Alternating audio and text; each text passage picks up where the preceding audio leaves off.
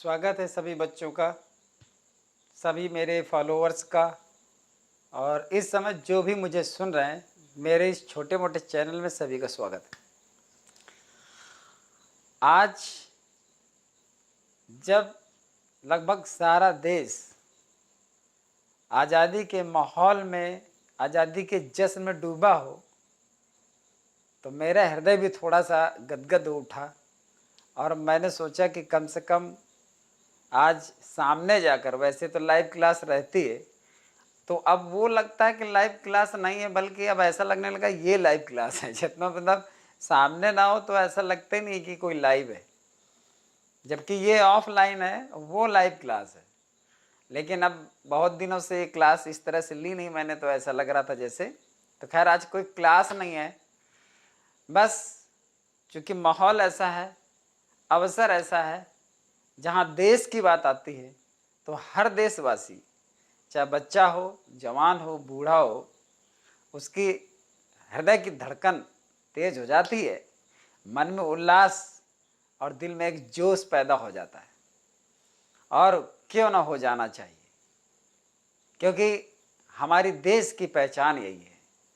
हमारे भारतीय होने की सबसे बड़ी यही पहचान है कि पहले देश और फिर बाद में परिवेश और फिर वेश। तो ये सारी चीज़ें हैं जिससे कि मुझे आज ये प्रेरित कर गई कि आज बच्चों को स्वतंत्रता दिवस की शुभकामनाएं मैं पूरे दिल से दूं। तो मेरी तरफ से इस आज़ादी की 75वीं वर्षगांठ पर, और जो देश पूरे हर्षोल्लास के साथ मनाने जा रहा है, उसको पूरे सभी बंधुओं को, बच्चों को, और जो भी है जिस लायक, जिस तरह से मेरे रिश्ते में आता हो, सभी को बहुत बहुत शुभकामनाएं। तो स्वतंत्रता दिवस, जहाँ तक बात स्वतंत्र की है, तो स्वतंत्र का मतलब ऐसे, चूँकि बड़े बड़े जो बहुत ही शिक्षित लोग हैं, विद्वान पुरुष जिनको कहते हैं, वो तो परिभाषित करते ही करते हैं, लेकिन मेरा मतलब ये है कि स्वतंत्र, जहाँ पर अपना तंत्र हो, अपना सिस्टम, वही स्वतंत्र है। तो सिस्टम होने का मतलब एक कोई वजह है, कोई कारण, कि मतलब हमारा अपना सिस्टम हो, लेकिन कैसा हो कि मतलब नीतिगत हो, नैतिक हो, सामाजिक हो, अनैतिक ना हो, हमारे किसी भी सिस्टम से किसी और के सिस्टम पे कोई परेशानी ना आती हो, किसी और के जीवन में हम अपने तरीकों को लेकर के बाधा ना पहुंचाते हों, अपनी स्वतंत्रता को लेकर के किसी और की स्वतंत्रता पर दखल ना देते हों, वही स्वतंत्रता है। अब स्वतंत्रता होने का मतलब ये नहीं है कि आदमी कहे जैसे चलना चाहूँगा सड़क पर वैसे चलूँगा, अगर बाएं चलना है तो वो सोचता मैं तो आज़ाद हूँ, मैं तो दाएं चलूँगा। ये मतलब नहीं है उसका। तो उसका मतलब यही है कि आप अपने सारे काम अपने ढंग से, अपनी जीवन शैली, अपना पूरा जो है काम व्यवसाय जो कुछ है, आप आज़ादी के साथ करें, किसी के बंधन में रहकर ना करें। तो यहाँ पर इस आज़ादी का यही मतलब है। तो मैं आज कुछ आज़ादी की शुभकामनाएं, स्वतंत्रता दिवस की शुभकामनाएं कुछ पंक्तियों के माध्यम से देना चाहता हूँ। तो यहाँ पर थोड़ा सा वैसे मैं बोलता तो नहीं हूँ, लेकिन मेरा मन किया कि मैं कुछ पंक्तियाँ बोल दूँ, और पंक्तियाँ बोलना थोड़ा सा ज़्यादा अच्छा रहेगा, स्वतंत्रता दिवस की शुभकामना बढ़िया रहेगी। तो मैं वैसे कोई कवि नहीं हूँ और कोई लेखक भी नहीं, और ना ही पर मैं मंच पे बोलता हूँ, लेकिन कम से कम बात स्वतंत्रता की आती है तो मैं अपने चैनल पे तो स्वतंत्र हूँ ही, तो मैं अपने चैनल पे तो बोल ही सकता हूँ। ये मेरा अपना खुद का प्लेटफॉर्म है, और मैं यहाँ से आज़ादी की शुभकामनाएं जितने बेहतर तरीके से दे सकता हूँ अपने बच्चों को, शिष्यों को, और जो भी इस चैनल के माध्यम से जुड़ा है उसको जिस तरह से मैं देना चाहूँ उस तरह से कम दे सकता हूँ। इतनी तो आज़ादी मुझे होनी ही चाहिए, ये बनता है मतलब। तो मैं कुछ पंक्तियों के माध्यम से आपको, हालांकि मुझे याद नहीं है, तो कागज़ में लिखी हुई है, अगर आप उसको अन्यथा ना लें तो मैं पढ़ के सुनाता हूँ। खैर, लिखा है वतन की गुमसुमारी के कोई सामान पैदा कर। पंक्तियां बहुत अच्छी हैं, गौर फरमाइए। वतन की गुमसुमारी के कोई सामान पैदा कर, जिगर में जोश दिल में दर्द तन में जान पैदा कर। जिगर में जोश दिल में दर्द तन में जान पैदा कर। उड़ा ले जाए दम भर में जहां की खुराफातें, उड़ा ले जाए दम भर में जहां की खुराफातें, बसाकर ऐसा महसर, बसाकर ऐसा महसर या कोई तूफान पैदा कर। जिगर में जोश दिल में दर्द तन में जान पैदा कर। हम अपनी शान के खातिर खुशी से जान पर खेलें, हम अपने शान के खातिर खुशी से जान पर खेलें, कि हो हम अपनी आन पर कुर्बान यह एहसान पैदा कर। हो हम अपनी आन पर कुर्बान यह एहसान पैदा कर। कदम बोसी के चल के सिर के बल आएगी आज़ादी, कदम बोसी के चल के सिर के बल आएगी आज़ादी, कि मर मिटने के खातिर ऐ दिले नादान पैदा कर। कि जिगर में जोश दिल में दर्द तन में जान पैदा कर। वतन की गुमसुमारी के कोई सामान पैदा कर। पंक्तियां दमदार हैं, सुनते जाइए। खुशी को नेस्त कर आए बजाए जंग का डंका, खुशी को नेस्त कर आए बजाए जंग का डंका, कुछ मन चले दिलदार मर्द इंसान पैदा कर। कुछ मन चले दिलदार मर्द इंसान पैदा कर, वतन की गुमसुमारी के कोई सामान पैदा कर। ना मरेंगे जीस्त को देखूं रंजो राहत को, ना मरेंगे जीस्त को देखूं रंजो राहत को, कि दिल में एक बेचैनी मेरे भगवान पैदा कर। कि दिल में एक बेचैनी मेरे भगवान पैदा कर, वतन की गुमसुमारी के कोई सामान पैदा कर। जय हिंद। इस पंक्ति के बाद, इस पद के बाद मैंने जय हिंद इसलिए कहा क्योंकि जय हिंद अर्थात हिंद की जय हो। फिलहाल पंक्तियां कैसी लगी ये बताना, सुनना लेकिन बड़े ध्यान से। और मुझे पंक्तियां अच्छी लगती हैं, इसलिए मैंने सोचा कि ये पंक्तियां मैं इस माध्यम से बच्चों तक पहुंचा देता हूं। तो मेरा मन था बोलने का, हालांकि आप लोग सोच रहे होंगे कि सर जी बोलते बोलते तो है नहीं और कैसे मतलब, लेकिन वो पंक्तियां मेरी नहीं है, मुझे मतलब कहीं लिखी हुई थी तो मुझे पसंद थी, बहुत दिनों से मैंने डायरी में लिख रखी थी। तो आज मैंने सोचा कि अपना चैनल है, अपना प्लेटफॉर्म है और अपने लोग हैं, तो देश के प्रति इतना तो बनता है, हम देशवासी हैं, देश हमारा है, तो देश के प्रति चंद शब्द बोलने में कोई बुराई नहीं है, कोई हर्ज नहीं है, और ये हम गर्व के साथ बोल सकते हैं, और ये हमारा अधिकार है, और ये हमारा कर्तव्य भी है कि हम देश के प्रति कुछ अपने इन शब्दों से, मतलब देखिए चूँकि लाइट चली गई है और बैटरी वाला बल्ब जल रहा है, तो इसमें बुरा मत मानिएगा, थोड़ा सा मतलब चेहरा डीम होगा, लेकिन कोई बात नहीं, ये तो बाधाएं आती रहती हैं, ये आगे बढ़ने वाले को कोई रोकता नहीं और रुकना भी नहीं चाहिए। फिलहाल तो मैं वही बोल रहा था कि सब लोग बहुत ही हंसी खुशी से अपने देश के प्रति आभार, अपने देश के प्रति गर्व और देश के प्रति एक जश्न व्यक्त कीजिए, एक खुशी व्यक्त कीजिए, और स्वतंत्रता दिवस की शुभकामनाएं सभी को, तथा स्वतंत्रता दिवस बड़ी धूमधाम से मनाइए बिना किसी, और देखिए कहते हैं ना कि ऐसे दिनों पर कुछ शपथ ली जाती है, कुछ प्रतिज्ञा ली जाती है, हम शपथ लेते हैं, हम प्रतिज्ञा लेते हैं। लोग जहाँ तक ज़्यादातर जहाँ मीटिंग होती है, असेंबली होती है, वहाँ पर ये ऐसा होता है कि आज के दिन हम शपथ ग्रहण करते हैं कि हम ऐसा नहीं करेंगे, हम वैसा नहीं करेंगे, हम ये नहीं करेंगे, वो नहीं करेंगे, ऐसा होता है। लेकिन अच्छा देखिए ये होता है, सामान्य बात है, सभी जगह करते हैं, विद्यालयों में होता है और बड़ी बड़ी मीटिंग्स में होता है और बड़ी बड़ी जो जितने फोर्सेज हैं वहाँ पे होता है। लेकिन ये शपथ लेना एक आम बात सी हो गई है। तो मेरे पास कुछ पंक्तियां हैं, अगर आप लोग कहें तो मैं उनको भी व्यक्त कर देता हूँ, क्योंकि देखो शपथ लेना बहुत सरल है पर निभाना बहुत कठिन है। इसलिए शपथ भी लें तो सोच समझ कर ही लें, वरना वो कहते नहीं है, क्योंकि डॉक्टर ने नहीं कहा है, क्योंकि शपथ लेने में शपथ की बेइज्जती नहीं होनी चाहिए। शपथ एक बहुत ही पवित्र शब्द है।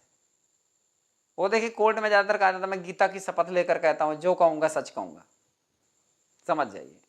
सबसे ज्यादा मतलब क्या समझते हो आप? मैं अपने प्लेटफॉर्म पे आकर के, मैं यहाँ से आकर के ये तो नहीं कहूँगा कि सारी अदालतों में ऐसा है या ऐसा जी कुछ है, कानून में कमी है, ना ना, मैं ये नहीं कह रहा, मैं ऐसा कुछ कह ही नहीं रहा हूँ, बल्कि मैं तो ये दिखा रहा हूँ, एक याद दिला रहा हूँ, लोगों को दिखा रहा हूँ कि हम लोग अगर शपथ लेते हैं तो हम कहाँ तक सच होते हैं, शपथ लेने में हम कहाँ तक सच हैं, हमारा जमीर कहाँ तक सच है। तो ये तो शपथ लेने वाला समझ सकता है। तो मेरा मतलब है कि शपथ सोच समझ के लेना चाहिए। क्यों? क्योंकि पंक्तियां हैं यहाँ पर मेरे पास इसके लिए भी, क्योंकि इस अवसर पर ज्यादातर ऐसा होता है, मानना पड़ेगा, होता है। यहाँ पर देखिए लिखा है, शपथ लेना तो सरल है पर निभाना ही कठिन है। शपथ लेना तो सरल है पर निभाना ही कठिन है, और ये बात सच है। सलभ बन जलना सरल है। सलभ यानी ज्योति एक होती है, सलभ बन जलना सरल है और प्रेम की जलती शिखा पर, सलभ बन जलना सरल है प्रेम की जलती शिखा पर, स्वयं को तिल तिल जलाकर दीप बनना ही कठिन है। स्वयं को तिल तिल जलाकर दीप बनना ही कठिन है। शपथ लेना तो सरल है पर निभाना ही कठिन है। पंक्तियों पर ध्यान दीजिएगा, शब्दों पर ध्यान दीजिएगा, आप समझना एक बार कितने दम है इन पंक्तियों में। है अचेतन जो युगों से लहर के अनुकूल बहते, है अचेतन, जो निर्जीव चीजों होती हैं वो जलधारा में ही बहती हैं, उसी जल के अनुकूल ही बहती हैं, क्योंकि उनमें रेजिस्ट करने का यानी कि प्रतिरोध करने की शक्ति नहीं होती है। तो है अचेतन जो युगों से लहर के अनुकूल बहते, साथ बहना है सरल, साथ बहना है सरल, प्रतिकूल बहना ही कठिन है। और शपथ लेना तो सरल है पर निभाना ही कठिन है। अगली पंक्ति देखिए, ठोकरें खाकर नियत की युगों से जी रहा मानो, ठोकरें खाकर नियत की युगों से जी रहा मानो, ये युगों युगों से चली आ रही है। ठोकरें खाकर नियत की, समय की, जीवन में समय के साथ साथ जो परिस्थितियां आती हैं, ठोकरें खाकर नियत की युगों से जी रहा मानव, है सरल आंसू बहाना। देखिए पंक्तियां इतनी अच्छी हैं कि लाइट फिरा गई। है सरल आंसू बहाना मुस्कुराना ही कठिन है, और शपथ लेना तो सरल है पर निभाना ही कठिन है। और ये बात सही है, आदमी बात बात में कसम खा जाता है, कसम से, माँ कसम, विद्या कसम, विद्या रानी कसम, आपकी कसम।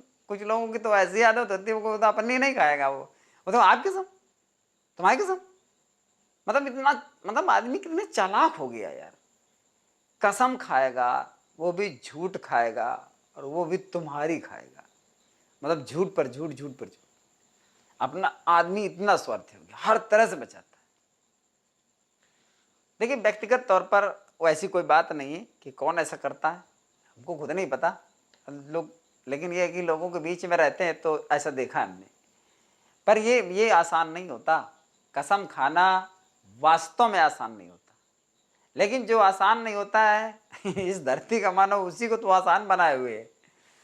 बात समझ रहे हो ना, कि मानव में इतनी, मतलब एक बार मैंने कहानी सुनाई थी, वो भगवान के दरबार में कैसे मतलब आदमी जाकर के यमराज को बेवकूफ़ बना करके उसको सिंहासन से उतार देता है, खुद राजगद्दी पे बैठ जाता है। ये कहानी है किसी उसमें। तो आदमी खुद इतना फॉरवर्ड हो गया है कि वो सब सारी चीज़ें खुद मैनेज कर लेता है, बस थोड़ी कसर बाकी बची है, वो कहीं जान मान डालना सीख गया ना तो काम कदम समझो।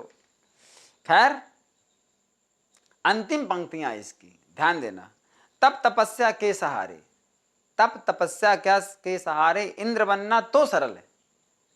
तप तपस्या, अगर कोई बहुत बड़ी कोई तपस्या करता है तो इंद्र भी बन सकता है, ऐसी कोई बड़ी बात नहीं है। एक से एक लोग तपस्वी पड़े हैं, अभी भी मेहनती पड़े हैं, त्यागी पड़े हैं, 24 घंटे काम करने वाले पड़े हैं, रात दिन ईश्वर का भजन करने वाले पड़े हैं। बहुत लोग तपस्या करते हैं, बहुत लोग अच्छी और ईश्वर की भक्ति में लीन भी हैं, सच्ची सेवा भी करते हैं, ऐसी बात नहीं है। तो तब तपस्या के सहारे इंद्र बनना तो सरल है। मान लीजिए उनकी तपस्या सफल भी हो गई, वो इंद्र बन भी गए, तो तब तपस्या के सहारे इंद्र बनना तो सरल है, स्वर्ग का ऐश्वर्य पाकर मद भुलाना ही कठिन है। बात को समझ में आई? स्वर्ग का ऐश्वर्य पाकर मद भुलाना, मद समझते हैं ना, अहंकार, मद, अहम, तब तपस्या के सहारे इंद्र बनना तो सरल है, स्वर्ग का ऐश्वर्य पाकर मद भुलाना ही कठिन है, और शपथ लेना तो सरल है पर निभाना ही कठिन। तो चूंकि ऐसे अवसर पर होता है, जैसे हम भी कहें नया साल आता है, कहते मैंने ये कसम खा ली आज के बाद ये नहीं करूंगा, हम शपथ लेते हैं हम ऐसा करेंगे, हम शपथ लेते हैं ऐसा नहीं करेंगे। तो शपथ जरा सोच समझ के लीजिएगा, क्योंकि शपथ लेना आसान है, निभाना कठिन है, और निभा ना सको तो शपथ लेने वाली कोई मजबूरी भी नहीं है। हाँ, मन में ठाने रहो कि मौका मिलेगा तो हम ये साबित कर देंगे, ऐसा बन जाएंगे, ऐसा कोशिश करेंगे।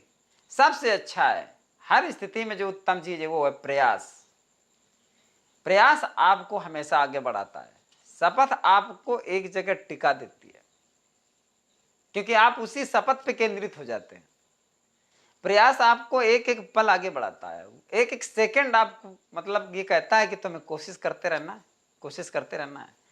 तो जो प्रयास है, कोशिश है, वो कोशिश करने वालों की कभी हार नहीं होती। कितनी बेहतरीन पंक्तियां है वो जितनी बार आप पढ़ोगे, जितनी बार पढ़ोगे उतनी बार में हर बार एक नई ऊर्जा पैदा करेगी। आप 4 बार पढ़ोगे तो 4 बार ऊर्जा पैदा होगी। और कोशिश करने वालों की कभी हार नहीं होती है, ये समझ लीजिए। और जो जिंदगी में हार ना मानता हो उसको कोई आज तक हरा नहीं सका। जो जिंदगी में हार ना मानता हो उसको आज तक कोई हरा नहीं सकता, ये भी एक फैक्ट है। चलिए, इन्हीं पंक्तियों के साथ मैं सबको फिर एक बार स्वतंत्रता दिवस की हार्दिक बधाई देना चाहता हूँ। सभी का दिन मंगलमय हो, शुभ हो, और आज़ाद भारत में एक आज़ाद व्यक्ति की तरह और आज़ादी का जश्न ऐसा मनाइए कि चारों तरफ आज़ादी ही आज़ादी दिखाई दे। जय हिंद, जय भारत।